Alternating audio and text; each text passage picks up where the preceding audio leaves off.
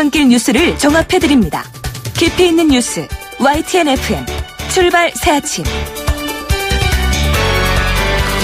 예, 저희가 오늘 방송 오프닝서부터 계속 말씀을 드렸습니다만 합참의 발표 결과 오늘 오전 6시 57분경에 북한은 평양 순안 근처에서 또다시 사거리 3,700km에 달하는 미사일을 발사했습니다. 일본 정부는 안전보장회의 NSC를 열고서 북한의 미사일 도발을 결코 용인하지 못하겠다는 사실을 지금 발표했고요. 지금까지 분석된 것으로 보면 북한이 오늘 발사한 미사일은 IRBM일 가능성이 높다는 소식이 들어오고 있습니다. 속보 들어오는 대로 여러분께 계속 전해드리기로 하고요. 신율의 출발 새 아침 3부 순서 광고부터 듣겠습니다. YTN 라디오 신율의 출발 새아침. 정치권이 높다 하되 출발 새아침 아래 메이로다. 나란 일을 논하는 선비들의 이야기 공간 출발 사랑방.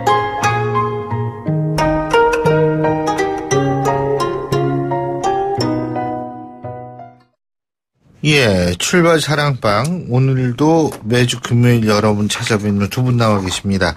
경기대학교 김홍국 겸임교수 나와 계십니다. 네, 안녕하세요. 예, 어서 오십시오. 그리고 미래전략개발연구소 김우석 부소장이십니다. 안녕하십니까. 안녕하십니까. 제가 지금 속보 보느라고. 네. 죄송합니다. 예, 김 교수님. 자, 지금 들어온 속보에 따르면 미국 백악관은 트럼프 대통령이 북한 미사일 발사 보고를 받고 지금 여기에 대한 대응을 논의 중이라는 속보가 들어와 있습니다. 자, 두 분 나와 계신데요. 제가 어서 오십시오 했죠? 네, 잘 들었습니다. 환영해 주셔서 고맙습니다. 무슨 외국 나오신 분 같아. 예, 우리 김홍국 교수님부터 속담 말씀해 주시죠. 네, 이번 주 고른 속담은 신선 노름에 도끼자루 썩는 줄 모른다. 우리 많이 뭐가 썩어요 요새? 네, 황해도 평산 가막골에 이 나무꾼이 올라갔는데 제 신씨가 무슨 신씨인지 아세요? 어디 평산 신씨입니다. 그렇습니다. 황해도 평산입니다. 신선 계열이시군요. 제가 신씨잖아요. 그래서 네. 신선, 신율. 예. 네, 나무꾼이 올라갔더니 그 신선들께서 바둑을 두고 있는데 너무 재미있어서 보다 보니까 나중에 도끼를 들고 나오려는데 도끼자루가 썩어 있었다.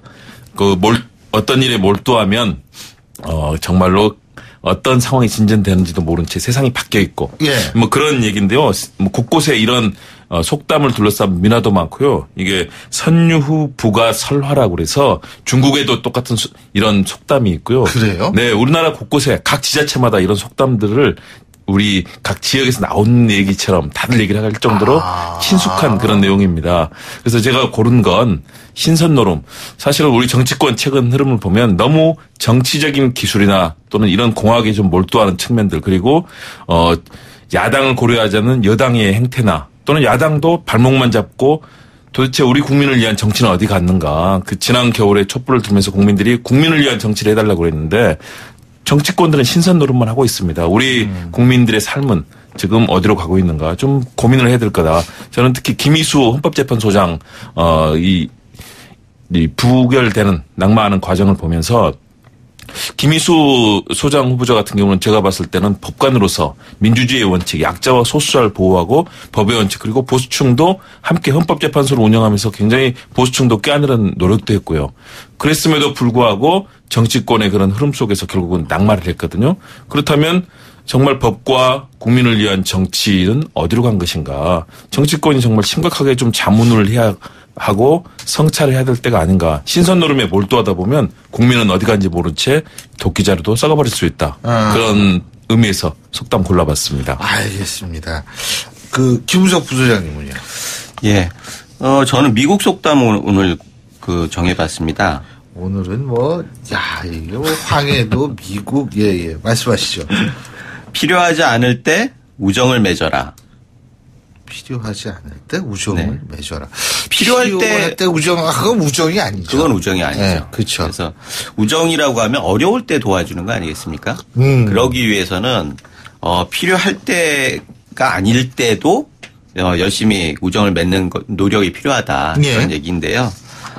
이걸 보면 지금 뭐 우리 일반적으로 얘기했을 때는 있을 때 잘해라 그런 얘기들하고 일맥상통할 것 같은데 이번에 보면 민주당이 그 국민의당을 대하는 거 보면서 국민의당에서 이런 얘기를 할 수 있었을 것 같아요. 그래서 뭐 이중대 얘기까지 들어가면서 도와줬는데 형제도 아니다라고 그러고. 그러니까 필요할 때만 형제고 필요하지 않을 때 그렇죠. 형제. 네. 그래서 그런 것들을 생각하면서 골라봤습니다. 알겠습니다. 자, 그러면 이제부터 우리가 본격적으로 얘기할 게 좀 많습니다. 자, 제가 앞서도 말씀을 드렸습니다만 오늘 오전 6시 57분에 평양 인근 순안 지역에서 북한이 미사일을 발사했고요. 거의 3,000km 넘게 날아가서 지금 낙하한 것으로 알려지고 있고, 바로 이런 부분. 이 부분. 근데 사실 이게 북한이 말이에요. 이런 식으로 나면 안 되는 게 어제 우리가 800만 달러에 달하는 대북 국제기구를 통해서 할 것을 검토하고 21일 날 결정하겠다. 이렇게 지금 발표를 했는데 그 다음날 이걸 쐈어요. 이런 식으로 해도 되는 건지 모르겠어요. 예? 일단은 북한의 아무리 도발은 북한이라고 그래도 이게 좀 너무한 거 아니에요? 예, 말씀하시죠. 너무했죠. 너무했고 도발에 대해서 규탄하는 것은 뭐 두말할 나위가 없는데요. 일단은 북한의 도발은 예상된 것이었다. 왜냐하면 북한의 목적은 최근에 이제 6차 핵실험이 있었고요. 네. 계속해서 긴장의 수위를 끌어올리면서 북한의 존재감을 높이는 것. 왜냐하면 최근에 흐름들은 국제사회의 제재, 특히 미국이 중국의 기업들까지 지금 그 기업과 은행들을 제재하는 네. 세컨더리 보이콧까지 이제 내놓았지 않습니까? 그러면 국제사회의 제재, 미국의 제재, 그리고 이 동북아의 흐름 속에서 북한은 자신들의 존재감을 계속 높이고 향후의 협상에서 유리한 고지를 점하기 위해서 이 향후에 7차 핵실험뿐만 아니라 더불어서 이런 도발이 있을 것이라는 것은 북한의 그동안의 이런 여러 가지 협상 전술이나 또는 대외적인 정책의 흐름들을 본다면 예상할 수 있었던 것이거든요. 네. 그런 측면에서 저는 국제사회와 또 우리 정부가 이에 대해서 규탄하고 대신에 북한이 이런 벼락끝 전술을 계속하면서 긴장의 수위를 끌어올릴 때 북한의 정확한 의도와 향후 흐름을 예측하고 네. 적합한 우리의 외교안보 정책을 내놓아야 된다. 지금 일희일비하기보다는 북한의 예상된 그런 도발과 향후의 그런 흐름들을 좀 더 정확하게 볼 필요가 있다고 생각합니다. 그러니까 대북 지원은 그러면 어떻게 해야 돼요? 대북 지원은 저는 대북 지원의 문제는 일단은 국제사회 우리 정부가 이것을 애초에 꺼낸 것이 아니라 WFP에서 요청한 것 아니겠습니까? WFP에서 북한의 임산부 그리고 아동들 노약자의 영양 문제가 심각하기 때문에 우리 정부의 지원을 요청한 거고요. 저는 이 부분에 있어서는 이런 인도주의적 지원의 문제는 국제사회 요청에 따라서 같이 동참하는 것은 나쁘지 않다. 왜냐하면 북한이 우리 사회가 지금 동참은 뭐 우리 말고 딴 데도 주나요? 그렇죠. 지금 유럽의 여러 국가들 WFP에서는 그동안에 또 꾸준하게 지원을 계속 해왔었고요. 왜냐하면 최소한의 인도적 지원은 필요하다. 뭐 전쟁 중에도 적국에 대해서도 그 노약자나 어린이에 대해서는 영유아에 대해서는 뭐 지원을 하지 않습니까? 그런 흐름들이 있기 때문에 저는 알겠습니다. 북한에 대한 제재와 압박은 하지만 그럼에도 불구하고 서로 간에 마지막 대화할 수 있는 교류의 끈들 이런 국제사회에서 이루어지는 지원, 인도주의적 지원의 문제 그리고 이것이 정부가 얘기하는 것처럼 검증의 시스템들이 가동이 돼 있고 또 이것이 가능하다면 저는 그런 틀들을 통해서 북한이 그래도 대한민국이 최소한의 이런 인도적 지원에 있어서는 함께 하는구나라는 그런 흐름 속에서 향후에 판이 바뀌었을 때를 대비해서 그런 노력을 기울이는 것은 필요하다고 봅니다. 예, 김은석 부사장님. 웃는 얼굴에 침 뱉는 격이고 악수하려고 내민 손을 꺾는 격이에요. 지금 북한의 미사일 도발은 뭐 예상하셨다고 그러지만 이게 계속 반복되는 거 아니겠습니까? 그런데도 우리가 계속 손을 내미는 거는 결국은 깜보이는 결과가 발생하는 거죠. 이거는 북한뿐만 아니라 미국에게도 깜보이는 결과를 초래하는 거죠. 지금 미국 같은 경우에도 한미일 공조를 통해서 북핵을 저지해야겠다라는 게 확고한데 그동안에도 미식적었던 문재인 정부에 대해서 다시 한번 의심을 하게 되는 그런 경우가 있다라고 하면은 뭐 코리아 패싱이라고 하는 게 현실화될 가능성이 굉장히 커지는 거고 그리고 북중로에 대해서도 우리 문재인 대통령이 러시아에 방문해서도 직접 만나서 압박을 강화해달라라고 얘기를. 중단해. 그렇죠. 협조해달라. 그래서 중단해. 중국하고 러시아 같은 경우에는 체제가 문제가 아니라 북한이 붕괴한다. 예. 최소한의 지원을 해줄 수밖에 없다라고 얘기하는데 거기에 대해서 우리가 할 얘기가 없어지는 거 아니겠습니까?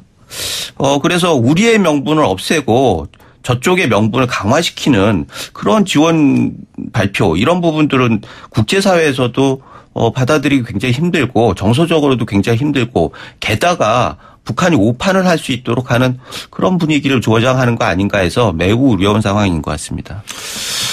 예, 어쨌든 저희가 이 부분에 대해서 총 3,700km 날아갔는데 홋카이도 동쪽으로 따지면 2,000km 되는 태평양 지점에 떨어졌다고 하는데요. 이 북한도 분명히 초조는 한 것 같습니다. 그러니까 이 대북 제재가 강화되는 입장에서 이 초조는 한 것 같은데 그러니까 이제 박차례 가는 것 같은데 참 우울한 아침입니다. 자. 국내 정치 얘기해보죠. 김희수 헌법재판소장 후보자에 대한 임명 동의안 부결되고 박성진 중소벤처기업 장관 후보자 이 사람에 대해서는 부적격 보고서가 채택되고 김명수 대법원장 후보자 이것도 장담할 수 있는 상황이 아닙니다. 여당은 야당이 정치적으로 반대한다, 국민 여론과 다르다 이렇게 반발하고 있고 야당은 애초에 인사가 문제였었다 이런 입장인데 어떻게 보십니까? 이 국민 여론과 다르다는 여당에 다시 말해서 국민은 세 사람 모두를 지지한다라는 얘기인 것 같은데 이 얘기가 맞습니까? 아니면 야당의 주장 애초에 인사가 문제였었다가 맞습니까? 김원국 교수님. 두 가지 다 있다고 봅니다. 두 가지 문제도 분명히 있습니다. 저는 박성진 중소벤처기업부 장관 후보자의 경우 뭐 역사관뿐만 아니라 본인이 국무위원으로서 최소한의 자신의 원칙을 지키면서 이런 국정 현안을 다룰 수 있는 정무적 감각, 전반 측면을 봤을 때 과연 장관을 할 수 있는 인물인가 저는 잘못 골랐다고 분명히 봅니다. 그런 측면도 있고요. 그렇기 때문에 애초에 인사가 문제였다는 야당의 입장 일부분 맞습니다. 그러나 예를 들어서 김희수 헌법재판소장 후보자의 경우는 정말로 소수자 약자, 법과 정치의 기본 원칙인 그런 곳에 충실했던 사실은 정치권이 부끄러워할 정도로 정말로 법과 원칙, 민주주의에 충실했던 삶을 살았던 그런 후보자를 정치적 결정에 따라 낙마를 시켰거든요. 그런 측면에서는 저는 국민 입장과 다르다. 야당의 입장이 일부 입장도 저는 정치권에서 분명히 특히 청와대나 정부에서 새겨드려야 된다. 제대로 된 국민의 눈높이에 맞고 정말로 민주주의와 정의의 원칙에 입각한 삶을 살아온 사람이라면 그런 사람을 애초에 발탁을 했어야 되고요.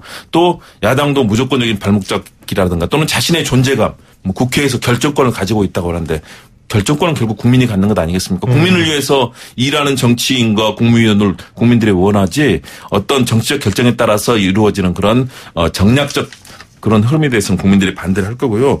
김명수 대법원장 후보자도 마찬가지입니다. 보여줬던 식견이라든가 법에 대한 원칙들 이런 부분 보면 저는 충분히 가능하지만 현재의 정치적 구도화에서는 상당한 어려움을 겪을 거다. 야당의 입장과 여당의 입장 서로 존중해야 될 측면이 있는데 서로의 길만 지금 얘기를 하고 있는 상황으로 보입니다. 예. 김우석 부소장님. 지금 어느 쪽이 맞느냐라고 하는 거는 그 이후에 그 야당과 여당의 모습을 보면 알 수 있을 것 같아요. 야당은 기세를 올리고 있는 거고 여당은 지금 곤혹스러워하는 거 아니겠습니까? 그러면 여론 추이가 반영된 걸 텐데 이걸 보면 알 수가 있는 거죠. 아까 말씀하셨듯이 김희수 그 헌법재판소장 후보자 같은 경우에는 인성이나 능력 부분에 대해서는 인사청문회 때 정말 논란이 많았어요. 그런데 호남 출신이기 때문에 설마 국민의당이 내치겠냐 이런 막연한 기대가 있었던 거죠. 그리고 그런 부담 때문에 국민의당 같은 경우에도 당론을 채택하지 않고 그냥 자유투표를 하고 여당에서 알아서 의원들 접촉해가지고 설득하고 그러면 자연스럽게 통과되지 않겠느냐라고 생각을 했던 것 같아요.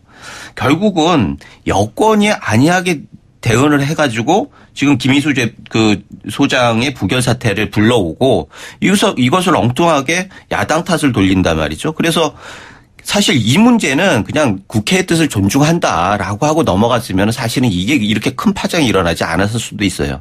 문제는 이것을 청와대에서도 그렇고 여당에서도 그렇고 발끈해가지고 화를 내므로써 지금 상황을 더 어렵게 만들어 나가는. 왜냐하면 국민의당의 협조는 계속 필요하거든요. 그런데 지금 국민의당을 적폐 세력으로 몰면서 돌아올 수 없는 길을 가게 그렇게 만드는 상황을 보면서 청와대와 여당이 정국 관리 능력이 참 좀 문제가 있다 이런 생각이 들 수밖에 없는 거고요. 김명수 대법원장 같은 경우에도 그렇습니다. 지금 뭐 박성진 그 장관 후보자하고 막교환 뭐 딜을 한다라고 하는데 박성진 그거는 이제 조선일보가 그런 식으로 오늘 아침에 보도를 한 거죠. 뭐 정부가 설마 그거 그렇게 하겠어요? 예. 그렇죠. 뭐 설마 하는데 사실 그런 게 사실이라고 하면은 뭐 국민의당에서도 그런 얘기가 나왔잖아요. 사실 그런 시도가 있었다. 그래서 얘기가 되는 건데 그런 걸 보면은 지금 뭐 버리는 카드를 쓰겠습니까? 협상 카드로? 그런 면에서 무게 중심이 차이가 너무나 나고 실제로 대법원장이라고 하는 자리 자체가 딜을 할 수 있는 성질의 자리는 아니죠. 왜냐하면 지금 사정정국으로 몰아가는 야당의 입장에서는 사정정국으로 지금 전국이 급격하게 몰아가는데 적폐를 1등 공약으로 얘기를 하면서 사정정국으로 가는데 마지막에는 그 마무리가 결국 사법부에서 키를 가지고 있는 거예요. 그러면 사법부의 인사권을 가지고 있는 대법원장을 코드 인사라고 하면서 좀 중립적이지 않은 사람을 뭐 하는 거를 야당 입장에서 수용할 수 있느냐. 그거는 좀 곤란하다. 이런 기류가 있는 거거든요. 예. 야당 내에서. 예. 그래서 이 부분에 대해서는 좀 밀어붙이기보다는 정말 후보자가 지금 김명수 후보자가 정치적으로 편향돼 있지 않고 공정하게 사법기관을 좀 다루겠다. 이런 법원을 다루겠다. 그렇게 인사를 하겠다라고 하는 약속이나 증거를 보여주는 게 우선이 아닌가 이런 생각이 듭니다. 근데 이거 지금 인사 문제에 대해서 뭐 언론 보도에 따르면 지난 4월에 이미 문재인 대통령이 이 인사 문제와 논란과 관련해서 이 조현옥 인사수석 조국 민정수석에 대한 좀 질책성 언급을 한 것으로 보도가 되고 있지 않습니까?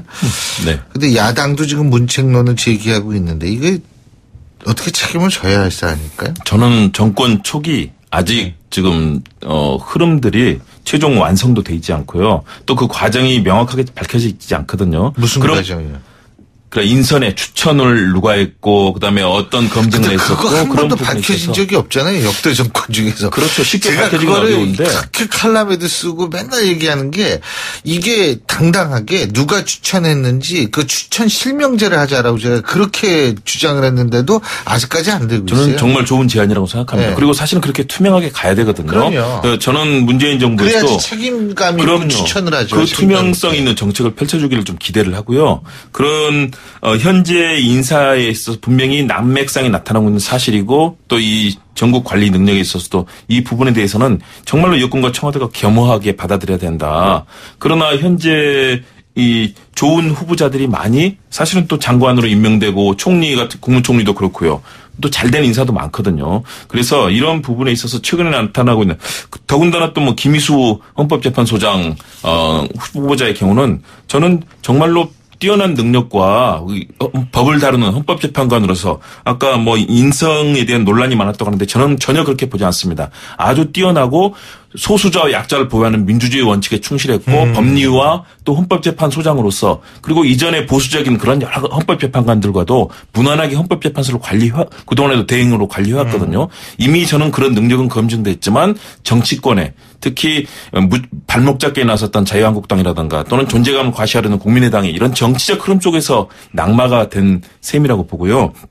그런 측면에 있어서는 좋은 인사를 하기엔 좀 노력들을 더 기울여야 된다. 그리고 대통령의 입장에서는 이런 부분을 충분히 질책할 수 있고 예. 정말 참모들이 지금 새롭게 심기일전 새로운 각오로 남은 인사들을 빨리 완성을 시키고 그 이후에 종합적인 정리를 통해서 예. 만일 경우 책임질 부분이 있다면 거기에 예. 대해서 책임을 지는 모습을 보이는 것. 이게 필요하다고 봅니다. 김우석 부장님. 추천 실명제 같은 경우에는 문재인 정부에서 공약을 했었잖아요. 후보 시절에. 그래요? 예.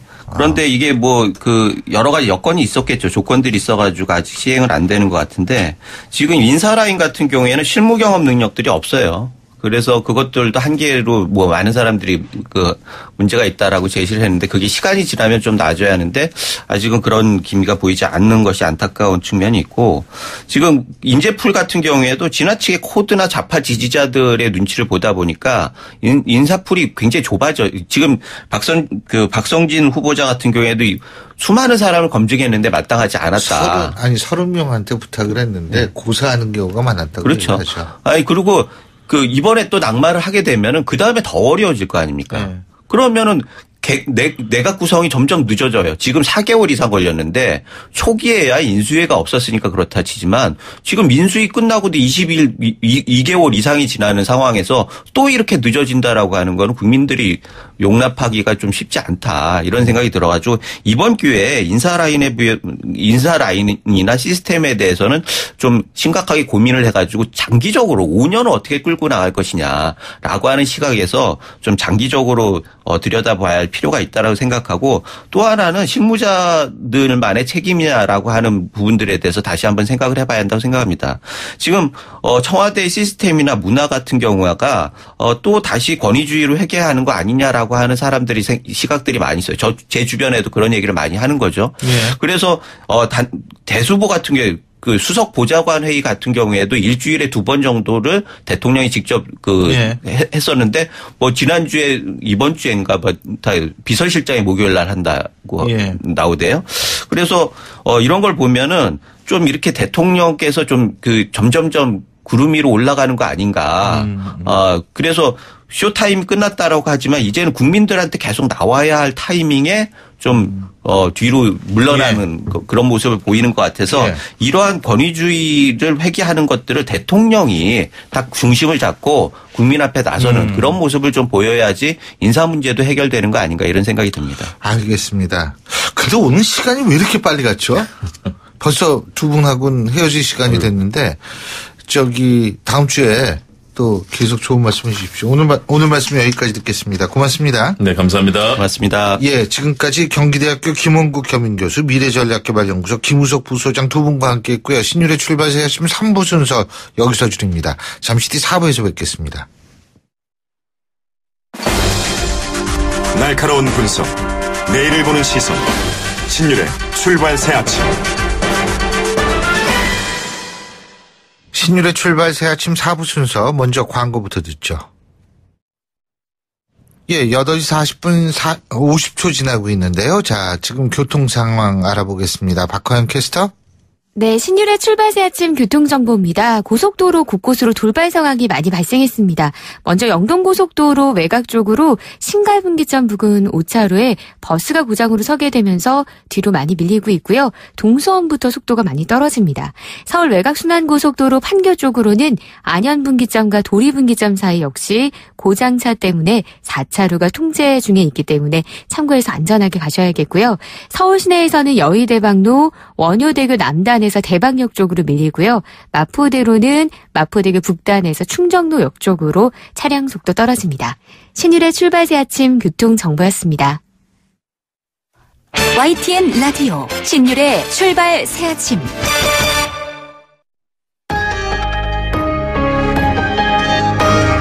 위기의 한국 경제.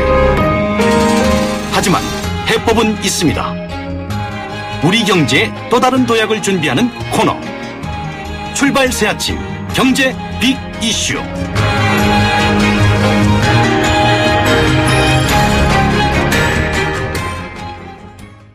예, 경제 뉴스 알아보는 시간이죠. 오늘도 서울대학교 이필상 교수님 스튜디오에 모셨습니다. 안녕하십니까? 네, 안녕하세요. 예, 이 정부의 법인세 증세에 대해서 재계 반발이 크다고 하는데 이게 기업들한테 타격이 큰 거예요? 제가 보기에는 타격이 큰 것은 아닙니다. 정부가 대기업들에 대해서 법인세를 더 내라고 하니까 기업 경영이 어려운데 법인세 더 내면은 투자하기 어렵다. 해외로 나갈 수밖에 없다. 이렇게 이제 반발을 하고 있는데요. 실제 정부가 내놓은 세법 개정안 보면요. 내년부터 영업이익이 2천억 원이 넘을 때 법인세율을 22%에서 25%로 올리겠다. 그런 것이거든요. 그러니까 하던 사업 하지 말라 이런 것은 아니고요. 그 돈 많이 버니까 세금 좀 더 내라 뭐 그런 어떤 내용이라고 볼 수가 있는데 영업이익이 2천억 원이 넘는다면은 정말 이익 많이 버는 것이거든요. 그런데 이제 세금 좀 더 내서 정부가 경제 살리겠다, 일자리 만들겠다 그러는데 이익을 많이 버는 기업들이 이걸 거부하는 것은 설득력이 좀 부족하다는 것이죠. 그렇지만 문제가 있습니다. 뭐냐면은 정부가 세금 더 걷어서 정말 경제 살리는 거냐. 정말 일자리 만드는 거냐. 이것에 대해서 확신이 안 선다는 것이거든요. 특히 이제 복지 지출 많이 늘려서 선심 쓰는 거 아니냐 이런 어떤 일각의 비판도 있고요. 그러니까 정부는 세금을 더 걷어서 자금을 투입하면은 경제에 이렇게 살아난다. 그리고 일자리 이렇게 많이 늘어난다. 그래서 궁극적으로 세금을 좀 더 내도 기업도 이득이 된다. 이런 설명을 할 수 있어야 되거든요. 네. 그래서 정부는 경제정책에 대해서 고칠 것 있으면 고치고요. 정말 기업과 국민이 신뢰를 할 수 있는 그런 정책을 펴야 된다는 것이죠. 근데 이것도 이 법인세 문제도 법인세 문제지만 R&D 연구개발 분야라 그러죠. 이 R&D하고 설비 투자에 대한 세액 공제를 축소하는 여기에도 지금 조금 기업들이 논란 벌이고 있는 것 같은데요. 예, 세액 공제 축소가 법인세 인상보다도 문제가 더 클 수 있다고 저는 생각이 드는데요. 기업들이 연구개발 투자를 하거나 설비 투자를 하면은 정부가 세금을 깎아주는 제도를 이제 세액 공제 제도라고 부르는데요. 정부가 이 세액 공제 제도를 이제 대폭 축소하겠다는 겁니다.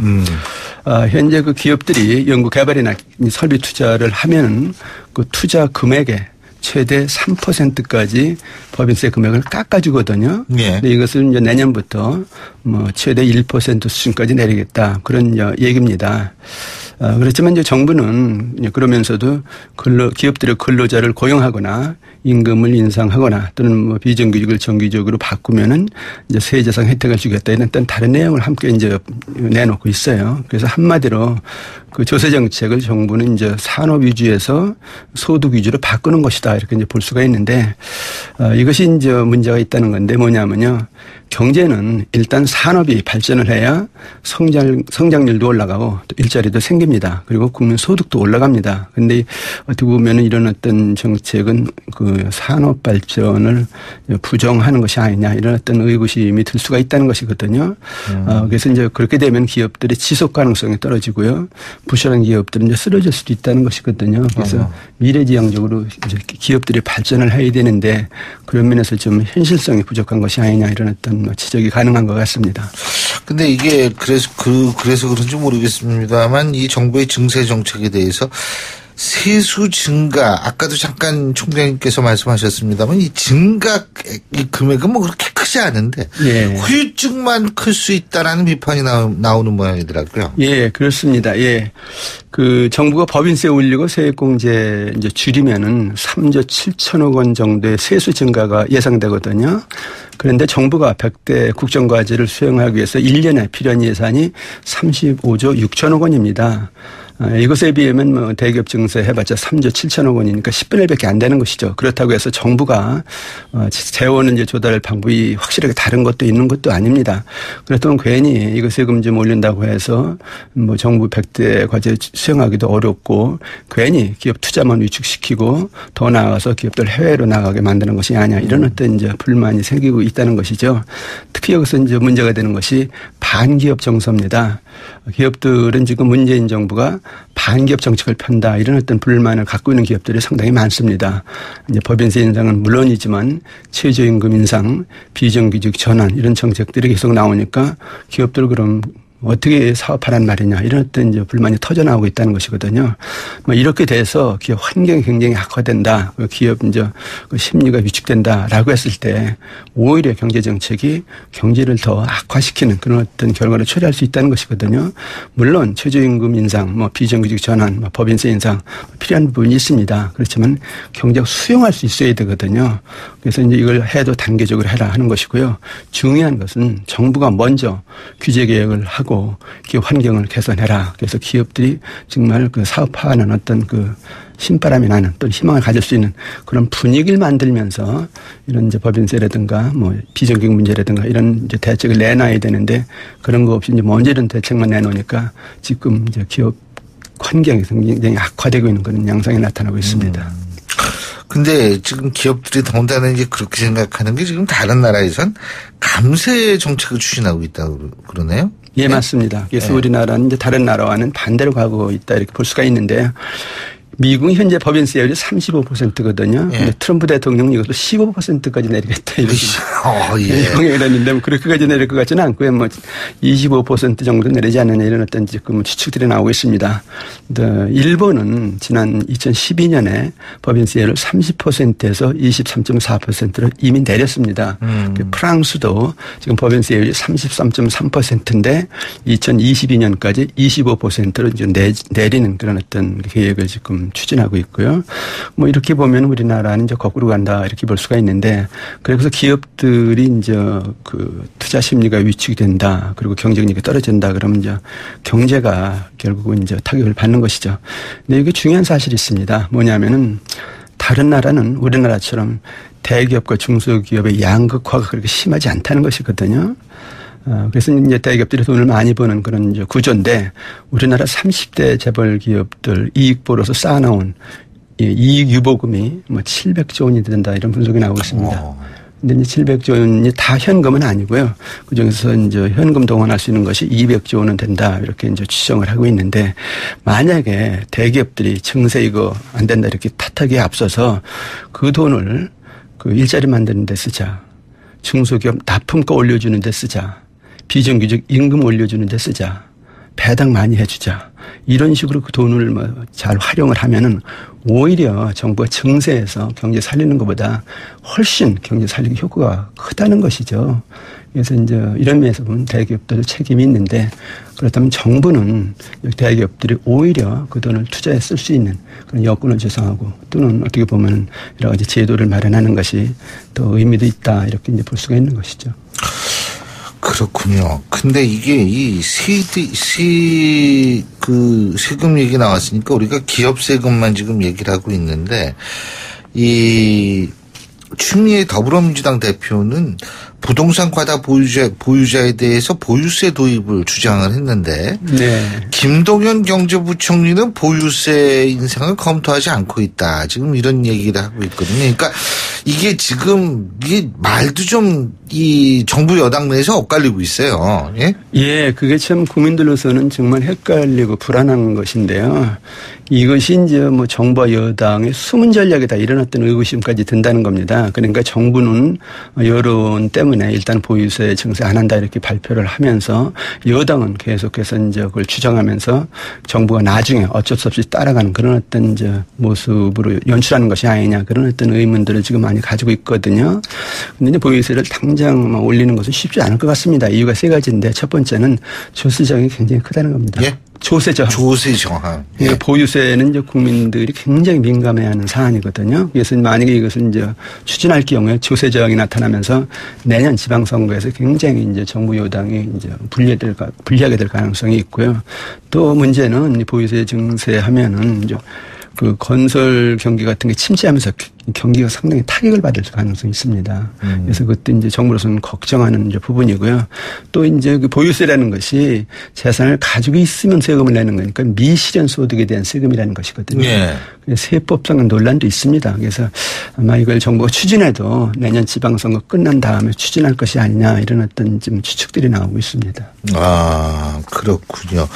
그리고 근데 이제 아까 조세 저항 뭐 이런 거 여러 가지 말씀을 하셨지만 지금 제일 중요한 게 이게 경제가 살아나면 이 세금 문제가 이게 덜 두드러져 보이지 않습니까? 아, 그럼요. 예. 근데 이게 경제가 지금 살아나는 것 같지 않다는 분석이 나오는 근거가 예. 8월 취업자 증가세가 21만 2천 명으로 4년 6개월 만에 최저다. 지금 예. 이런 통계가 나왔습니다. 예. 네. 거기엔 추가해서 청년 실업률이 9.4%인데요. 그래서 그게 IMF 이후로 최악입니다. 최악이라고 그러더라고요. 이제 문재인 정부의 국정과제 1호가 일자리 만들기입니다. 예. 그래서 물론 아직까지 그 정책 효과를 이제 평가하기 좀 시기는 일리긴 합니다만은 좋은 정책은 미리 징조가 보이거든요. 예. 근데 지금 이 징조가 이렇게 굉장히 나쁘게 나타난다는 얘기는 이 정책에 대해서 실효성을 의문할 수밖에 없는 그런 상황이라는 것이죠. 특히 정부는 뭐 출범하자마자 11조 규모의 추경까지 편성하면서 일자리 만들겠다 나왔는데 이게 뭐냐 이런 어떤 이제 국민들은 이제 이 좌절을 이제 느낄 수밖에 없는 상황인데 그래서 이런 상태에서 뭐 법인세 더 증사하겠다, 보유세 증사하겠다 이렇게 해봤자 이것이 정말 일자리 늘어나겠느냐 이런 의문을 가질 수밖에 없기 때문에 지금으로서는 정부로서는 이 증세 정책에 대해서 다시 한번 좀 고려를 해볼 필요가 있다. 정말 어떻게 하면 일자리를 더 만들 것이냐 이거에 대해서 원점에서 다시 고민을 해야 될 것이 아니냐 이런 생각이 듭니다. 더군다나 리가르드 IMF 총재요. 예. 소득주도 성장에 대해서 속도 조절이 필요하다는 충고를 했다라고 그러는데 이걸 우리는 어떻게 해석해야 되는 겁니까? 그 문재인 정부 출범 100일 때 제가 이 시간에 문재인 정부 경제정책은 마라톤을 해야 되는데 뭐 100m 달리기를 하기로 이런 말씀을 드리고 있는데 외국인이 보기에도 속도가 빠른 것 같아요. 그러니까 이분이 이제 그런 말씀을 하신 것 같은데 이번 말씀은 그 소득주도 성장이 이제 결국 경제 성장 속도하고 발을 맞춰야 된다 그런 논리거든요. 뭐 이런 차원에서 본다면 이제 정부로서는 귀를 기울일 필요가 있는 것이죠. 근데 중요한 사실은 경제는 정부가 살리는 것이 아니라 기업과 국민이 살리는 겁니다. 그리고 정부는 도와주는 겁니다. 그렇다고 친다면은 정부가 먼저 규제 개혁이나 신산업 발굴이나 사회 간접 자본 투자나 또는 창업 지원이나 이런 정책을 내어놓으면서 기업이나 국민들이 빨리 일어서게끔 해주는 그런 정책을 먼저 내놓는 게 중요한데 네. 세금부터 걷겠다 이렇게 나오니까 이제 결국 외국에서도 이런 어떤 평가가 나오는 것이 아닌가 이런 생각이 듭니다. 예.